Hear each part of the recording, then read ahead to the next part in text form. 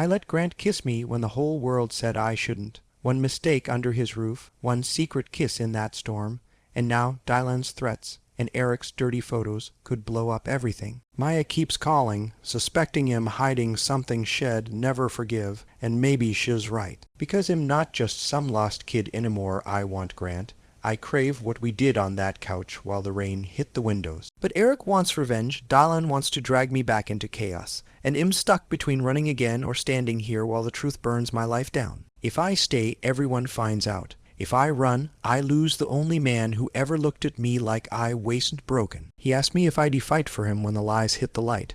But what if fighting means destroying my sister, my name, my last chance to not be my father's ghost? I was 22 when I landed at Grant Walker's cabin.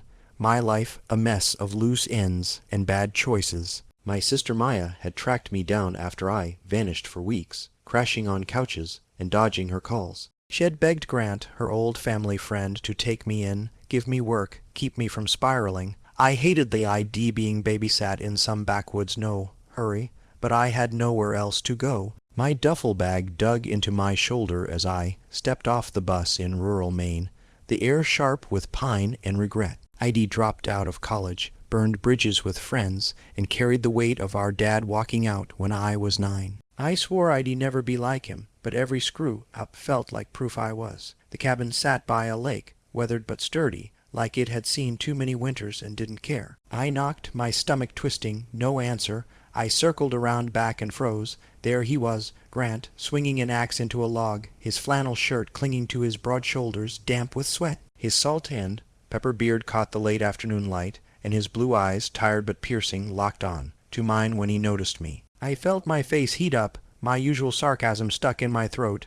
"You have been?" he asked, voice low, like he was sizing me up. I nodded, shoving my hands in my pockets. Maya's brother, yeah. He wiped his brow, axe still in hand. "She says you're trouble, that true?" His tone wasn't cruel, just direct, like he already knew the answer. I shrugged, forcing a grin. Depends who's asking. He didn't smile back, just pointed to a stack of lumber. "Start hauling those, we're fixing the porch tomorrow." I wanted to snap something sharp, but his stare pinned me. I grabbed a beam heavier than I expected and stumbled.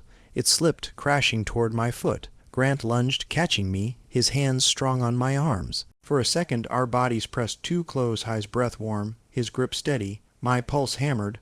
"Watch it," he muttered, letting go fast, like head touched something he shouldn't. Inside the cabin was sparsewood floors, a sagging couch, a fireplace spitting sparks. Grant handed me a glass of whiskey that night, our fingers brushing as I took it. My skin tingled, and I laughed it off, babbling about the cold. He watched me, saying little, his eyes lingering too long. I sipped the drink, the burn matching the one in my chest. I'd always known I was different, liked guys, not girls, but I'd buried it deep, scared of what it meant. Back home, I'd hooked up with Dylan, my ex, in secret, his reckless energy pulling me into chaos. I'd run from that, from him, from myself. But Grant's quiet intensity was something else, something I didn't know how to handle.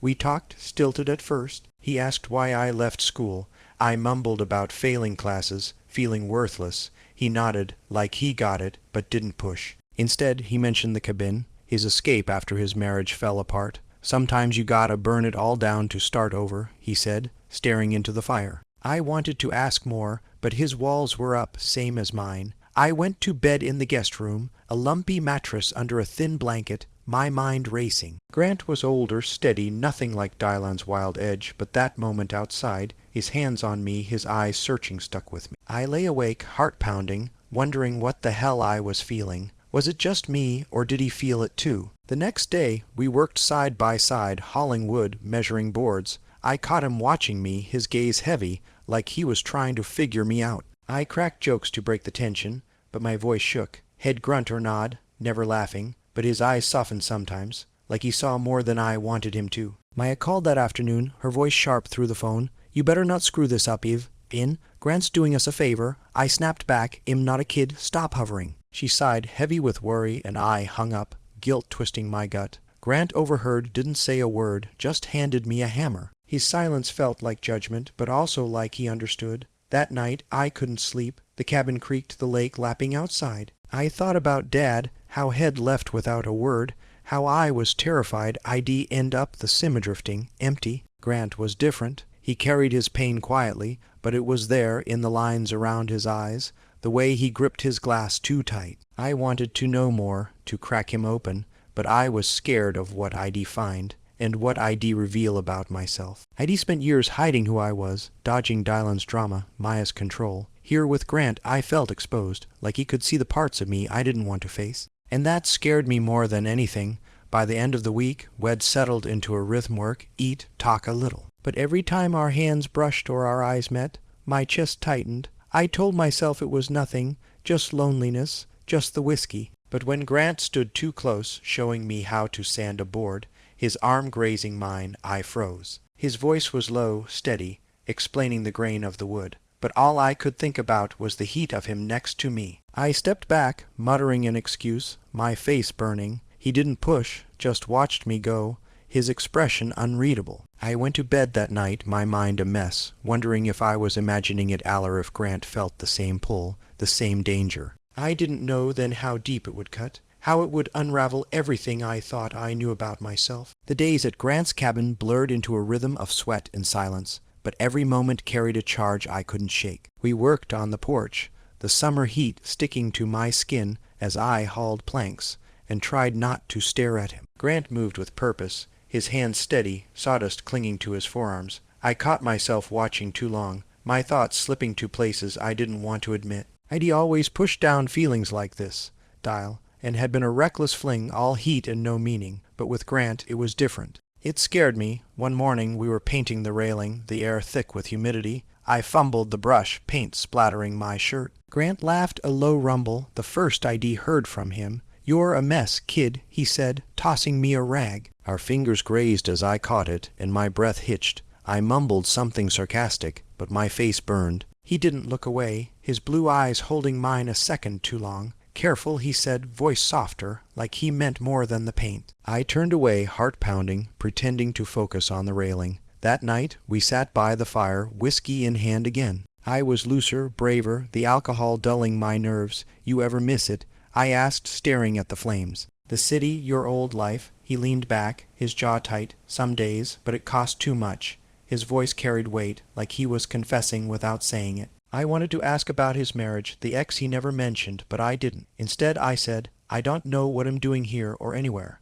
My voice cracked, and I hated it. Grant looked at me, his gaze heavy. "You're figuring it out. Takes time." His words were simple, but they hit hard, like he saw me clearer than I wanted. The next day we were sanding boards, my hands aching. Grant showed me how to angle the sander, his calloused hand guiding mine. His touch lingered, firm but gentle, and I froze, my pulse racing. "Like this," he said, his breath close to my ear. I nodded, too aware of his warmth, the faint scent of cedar and sweat. When he stepped back, I fumbled the sander, nearly dropping it. "Sorry," I muttered, my face hot. He just nodded, but his eyes flickered with something I couldn't name, curiosity, maybe, or trouble. Later, we took a break by the lake, sitting on the dock. I skipped stones, trying to act normal, but my mind kept replaying his touch. "You're quiet today," Grant said, squinting at the water. I shrugged, tossing another stone. "Just thinking. About you, I didn't say. About how I shouldn't feel this way." He picked up a stone, his fingers brushing mine as he handed it over. My stomach flipped. "You think too much," he said, a half-smile tugging at his lips. I laughed, but it came out shaky. "Yeah, maybe." That evening rain trapped us inside. I was restless, pacing the cabin, while Grant read some old book by the fire. I grabbed another whiskey, my third, and sat closer than I meant to. "You ever feel like you're running from something?" I asked, the words spilling out. He closed the book, his eyes locking on mine, all the time. His voice was raw, like he'd admitted something he didn't want to. I leaned closer, my knee brushing his. Neither of us moved. "What do you do about it?" I asked, quieter. He didn't answer right away, just looked at me, his gaze heavy with something unspoken. "You keep going," he said finally. "Or you don't." The air felt thick, like it was pressing us closer. My hand twitched, wanting to reach for him, but I didn't. I was terrified of what I felt, of what it meant. I'd spent years hiding, dodging Dylan's chaos, Maya's judgment. Grant was different, solid but broken, and I wanted to know every piece of him, but wanting him felt like stepping off a cliff. I stood, muttering about sleep, and fled to my room. Alone, I lay awake, my skin buzzing, replaying his voice, his touch. I told myself it was nothing, just a crush, just the isolation, but deep down I knew it was more. I was falling, and I didn't know how to stop. The next morning Maya called again, her voice sharp. "You're staying out of trouble, right?" I snapped. Fine, Maya. Back off." She didn't buy it, and I hung up, guilt and anger twisting in my chest. Grant was outside, chopping wood again, and I watched him from the window, my heart racing. I didn't know what I was doing, but every look, every touch, pulled me closer to something I couldn't name, and wasn't sure I could resist. The rain didn't stop for days, trapping us in the cabin like a cage. I felt it, Grant's presence, heavy and inescapable, pulling at something raw inside me. We worked in silence, the air thick with words we didn't say. I'd catch him watching me, his blue eyes sharp, like he was wrestling with something too. I wanted to run from it, from him, but every time our shoulders brushed or our hands met passing a tool, my resolve cracked. I was terrified of what I felt, of what it could ruin, but I couldn't look away. One night the storm was worse, thunder rattling the windows. I woke from a nightmare, Dad's face, Dylan's voice, my own failures screaming in my head. I stumbled to the kitchen for water, my hands shaking. Grant was there, leaning against the counter, a glass of whiskey in hand. He looked tired, his shirt unbuttoned at the collar, exposing a sliver of his chest. "Bad dream?" he asked, voice low. I nodded, unable to meet his eyes. "Yeah, happens sometimes." He poured me a drink, his fingers brushing mine as he handed it over. My skin burned where he touched me. We stood there, the storm howling outside, the cabin creaking around us. "You want to talk about it?" he asked, stepping closer. I shook my head, but the words spilled out anyway. Just feeling like nothing, like it'll never be enough. My voice broke, and I hated how weak I sounded. Grant's jaw tightened, his eyes searching mine. "You're more than you think, Yvonne." His voice was soft but firm, like he meant it. I laughed, bitter. "You don't know me." He stepped closer, too close. "Maybe I want to." My breath caught. The air between us crackled, heavy with something we'd both been dodging. I should have backed away, but I didn't. His hand lifted, slow, like he was giving me time to stop him. I didn't. His fingers grazed my jaw, rough but careful, tilting my face up. My heart slammed against my ribs. "Grant," I whispered, half warning, half plea. His eyes darkened, and then he kissed me. It was soft at first, testing, but when I didn't pull away, it deepened, desperate and hungry. My hands found his chest, gripping his shirt, pulling him closer. The world narrowed to his mouth, his heat, the way he tasted like whiskey and want. We broke apart, breathing hard. His forehead pressed against mine, his hands still on my face. "This is a mistake," he muttered, but his grip tightened like he couldn't let go. "Yeah," I said, my voice shaky, "but I don't care." I kissed him again, harder, my hands sliding under his shirt, feeling the warmth of his skin. His breath hitched, and he pulled me against him, the counter digging into my back. It was reckless, wrong, but it felt like the only thing that made sense. Then the guilt hit. I pushed him away, my chest heaving. "We can't," I said, stepping back, my hands trembling. "I can't do this." Grant's face was a storm of emotions went, shame, fear. "Yvonne, wait," he started, but I shook my head, retreating to my room. I locked the door, my mind spinning. I'd crossed a line I couldn't uncross. I'd spent years hiding who I was, running from Dylan, from myself. Grant was older, broken, someone I shouldn't want. But that kiss had burned through every wall I'd built. The next morning I avoided his eyes at breakfast. He tried to talk, his voice low. "About last night," I cut him off. "Don't, it was a mistake," but my voice wavered, betraying me. He looked at me, his gaze heavy with regret and something deeper. "If that's what you want," he said, but his tone said he didn't believe it. I didn't either. The day dragged, every moment charged with what we weren't saying. When we worked on the porch, his hand brushed mine, and I flinched, my skin electric. I wanted to hate him for making me feel this way, but I couldn't. I wanted him too much. Maya called that afternoon, her voice sharp. "You sound off. What's going on?" I lied, "Nothing, just tired." She didn't buy it, but I hung up before she could push. Grant was outside, chopping wood again, and I watched him, my chest tight. I was drowning in his pull toward him, the fear of what it meant. I'd crossed a line, and there was no going back. But even as I told myself to stop, I knew I was already too far gone. The days after that kiss were a tightrope.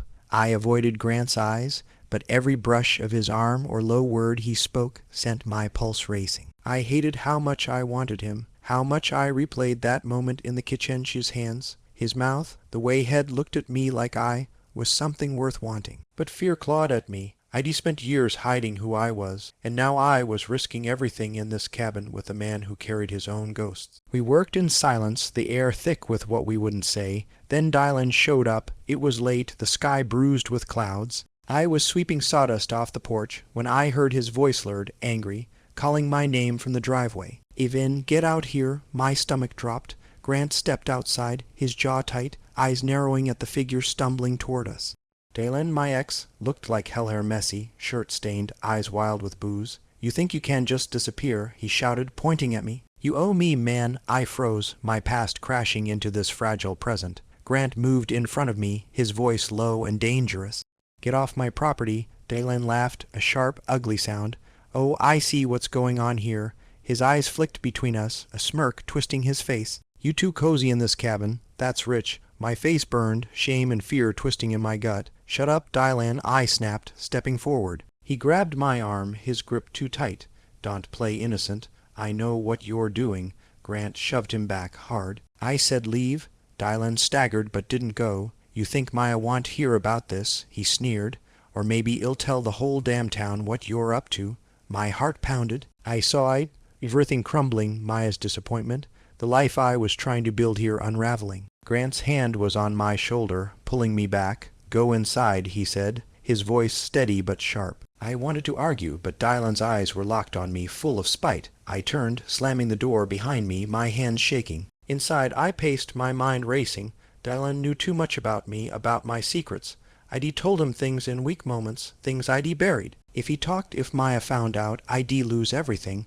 The door opened and Grant walked in, his face hard. "He's gone," he said, but his eyes were stormy. What the hell was that about? I couldn't look at him. "He's my ex? He's trouble?" Grant stepped closer, his voice low. "What does he know in?" I shook my head, my throat tight. "Too much. We didn't talk about the kiss, but it hung between us, heavy as the silence." I wanted to tell him everything. How Dylan had been my first, how his chaos had pulled me under, how I'd run to escape him. But shame stopped me. Grant didn't push, but his gaze burned like he was waiting for me to break. That night I lay awake, the cabin too quiet, Dylan's threat echoing in my head. I felt trapped, caught between wanting Grant and fearing what it would cost. The next day we worked like nothing had happened, but the tension was a knife's edge. Grant's hand brushed mine passing a hammer, and I pulled away, my skin electric. He noticed, his jaw tightening, but he didn't say anything. Then Maya called, "Evin, what's going on up there?" Her voice was sharp, suspicious. "Someone saw a guy yelling outside the cabin." My heart sank. "Just some drunk," I lied, my voice thin. She didn't believe me, I could tell, but she let it go. I hung up, guilt choking me. That evening, Grant found me on the dock, staring at the lake. "You're scared," he said, not a question. I laughed, bitter. "Aren't you?"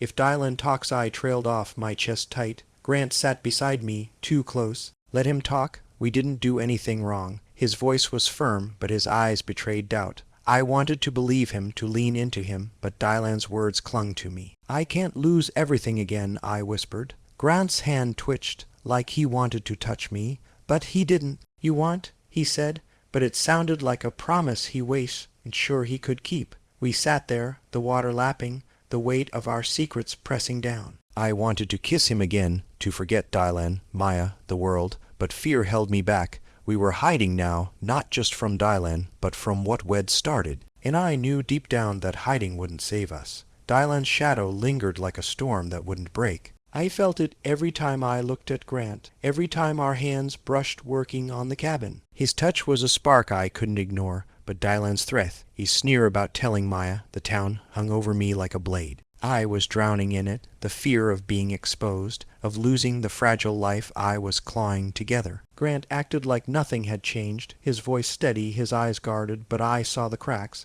He was scared too. It all unraveled one humid afternoon. We were in town, grabbing supplies at the hardware store, when I saw Eric, Grant's ex-husband, leaning against a truck, his eyes locked on us. He was tall, lean, with a face carved from bitterness. I'd heard his name once, in a clipped story Grant let slip about his marriage falling apart. Now Eric was here, his gaze sharp and accusing.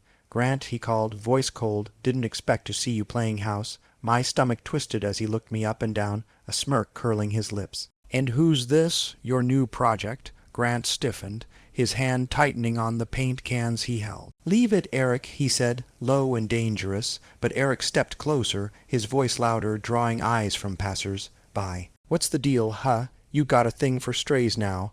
My face burned, shame and anger flooding me. People were staring, whispering. I wanted to disappear. Grant grabbed my arm, pulling me toward the truck. "Let's go," he muttered, but Eric followed, his voice cutting through the air. "You think you can hide this? I know you, Grant. You don't change." In the truck, I was shaking, my hands clenched. "What the hell was that?" I snapped as Grant sped out of town. His jaw was tight, his knuckles white on the wheel. "Nothing, he's just bitter." I laughed sharp and bitter. "Nothing, he's gonna tell everyone. Maya's gonna know," and I stopped, my voice breaking. Grant glanced at me, his eyes stormy. "What do you want me to do, Vin? Shut him up? You're the one who kissed me back." His words hit like a slap. I turned on him, my voice rising. "Don't put this on me. You started it, pulling me in, making me think I cut myself off." My chest heaving. "Think what?" he shot back, pulling the truck onto the cabin's dirt road. "That this was something. You're a kid, Vin. You don't know what you want." I slammed my fist against the dashboard. "Don't call me that. I'm not some naive idiot. You're the one who's too scared to face this." He parked, his face hard. "You're right. I'm scared. Because this," he gestured between us, "it's a mistake. It always was." His words cut deeper than I expected, tearing at the hope I'd been clinging to. I stormed out of the truck, slamming the door, and headed for the lake, my heart pounding. Grant followed, his voice softer but sharp. "Vin, stop. You can't keep running." I spun on him, my eyes burning. "Why not? You're doing it. Hiding out here, pretending you're not falling apart." He flinched, but his voice stayed steady. "You don't know me." I laughed, raw and angry. "I know enough. You're a coward, Grant. You want me, but you won't admit it. You're just like Marunning." He grabbed my shoulders, his grip tight, his face inches from mine. "You think this is easy for me? I lost everything once. My marriage, my career gone. I can't do that again." His voice cracked, and I saw its raw pain head buried. I shoved him back, my hands shaking.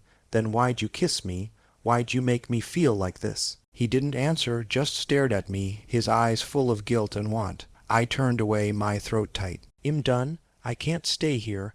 I grabbed my bag from the cabin, throwing in clothes, my hands clumsy with anger. Grant stood in the doorway, watching. "Vin, don't do this," he said, his voice low, almost pleading. I didn't look at him. "Why not? You said it yourself. It's a mistake." I pushed past him, my shoulder brushing his, and headed for the road. My heart screamed to stay, but my head said run. I'd always run from Dylan, from Maya, from myself. Now I was running from Grant, from the one thing that felt real. I heard his footsteps behind me, but I didn't turn back. The lake glittered in the dusk, mocking me with its calm as I walked into the night, my bag heavy, my chest heavier. I didn't get far. The road stretched dark and empty, my bag cutting into my shoulder, my anger fading into something heavy regret, maybe, or fear. I'd walked away from Grant, from the cabin, from the only place that felt like it could be home. My boots crunched on gravel, the lake's quiet lapping mocking me. I'd run before, from Dylan, from Maya, from every mess I'd made, but this felt different.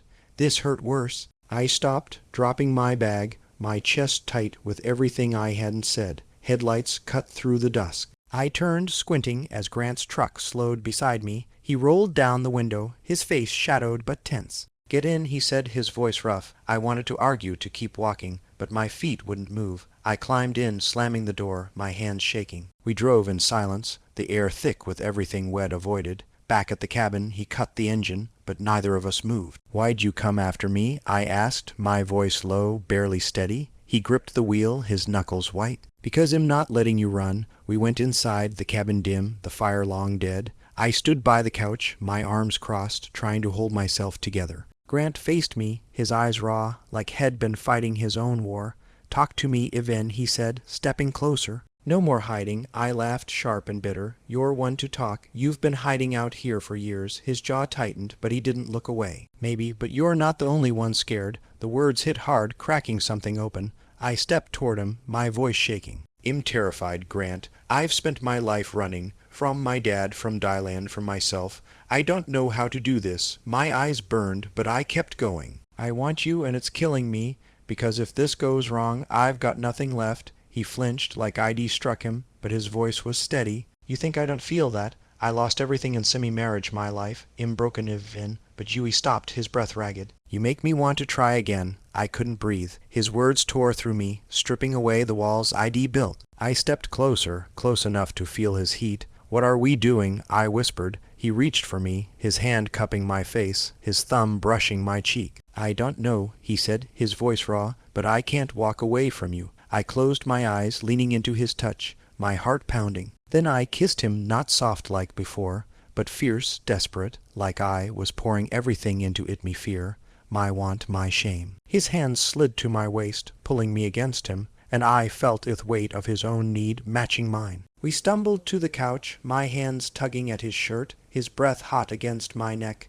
It wasn't just physical, it was deeper, like we were trying to hold on to something neither of us could name. His fingers traced my spine, slow and careful, like he was afraid I'd break. Even, he murmured, his voice thick, tell me this is real. I nodded, my throat tight. It's real. We stayed there, tangled together, the world outside forgotten. He talked, his voice low, confessing things I didn't expect, though his marriage to Eric fell apart.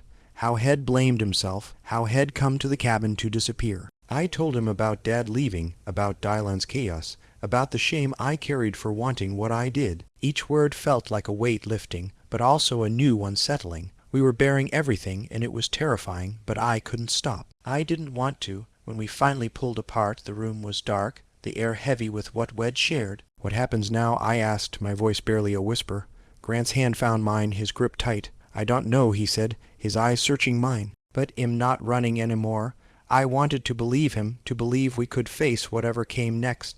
Dylan's threats, Eric's bitterness, Maya's judgment. But fear lingered, sharp and cold. We'd crossed another line, deeper than before, and there was no going back. I lay against him, my head on his chest, listening to his heartbeat, wondering if we'd survive what was coming. The morning after our night on the couch, I woke to the weight of everything, Grant's arm across my chest, his steady breathing, the fragile hope we'd built in the dark. It felt real but fragile, like glass waiting to shatter. I slipped out, careful not to wake him, and stood by the lake, my bag at my feet. Dawn painted the water gold, but I felt cold, torn between staying and running. I'd bared my soul to Grant, let him see the parts of me I'd hidden for years. But Dylan's threats, Eric's venom, Maya's looming judge, meant they circled like vultures. I didn't know how to fight for this. Grant found me there, his boots crunching on the gravel. He looked tired, his blue eyes heavy with something unspoken. You're leaving, he said, not a question. I gripped my bag's strap, my knuckles white. I don't know what I'm doing, I admitted, my voice raw. I want this, yo, but it's too much. Dylan's got pictures, Grant. Hell ruin us. Grant's jaw tightened, but he stepped closer, his hand hovering like he wanted to touch me. Let him try, he said, his voice low, fierce. Am not ashamed of you. His words hit hard, stirring something I didn't want to name, hope, maybe, or love. I laughed, sharp and shaky. You say that now, but what happens when Maya shows up? Or Eric? Or the whole damn town? He flinched, but his eyes didn't waver. I've lost everything before. I can't lose you too. My throat tightened and I looked away, the lake blurring. I wanted to believe him, to stay and fight, but fear clawed at me. I'd spent my life running from Dad's absence, Dylan's chaos, my own shame. Grant was different, but was I strong enough to choose him? Before I could answer, headlights cut through the morning mist. A car rolled up the driveway, slow and deliberate. My heart sank. Maya's voice echoed in my head, her warnings about screwing this up. Or worse, Dylan back to make good on his threats. Grant tensed beside me, his hand brushing mine, a silent anchor. The car stopped, and the door opened. It wasn't Maya or Dylan. It was Eric, his face a mask of cold fury, a manila envelope in his hand. You thought you could hide this, he said, his voice cutting. He tossed the envelope at Grant's feet. Photos spilled out grainy shots of us on the porch, too close, my hand on Grant's arm. My stomach dropped. Where'd you get those? I demanded, stepping forward. Eric's smirk was vicious. Doesn't matter. What matters is what I do with them. Grant's voice was deadly calm. Get out, Eric. But Eric didn't move, his eyes locked on me.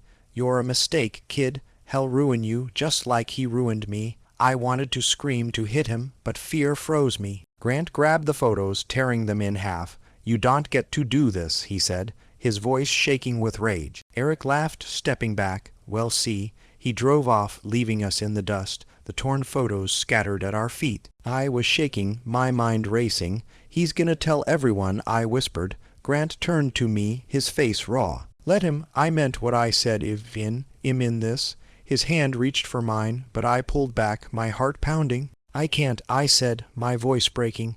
I'm not like you. I'm not brave. I grabbed my bag, my eyes burning. I need to think. Grant's face fell, but he didn't stop me. If you stay, he said, his voice low, will you fight for me? His question hung in the air, sharp and heavy. I wanted to say yes, to fall into him, to believe we could face the world together. But the photos, Eric's threat, the life ID barely built, it all pressed down, suffocating me. I turned toward the road, my bag heavy, my steps slow. The lake glittered behind me, the cabin a shadow at my back. Headlights were gone, but more would come. Maya, Dylan, someone. I stood at the edge of everything, my heart screaming to stay, my fear screaming to run. Grant's eyes were on me, waiting, but I didn't look back. I took a step, then another, the question unanswered, the future a blank page I wasn't sure I could write.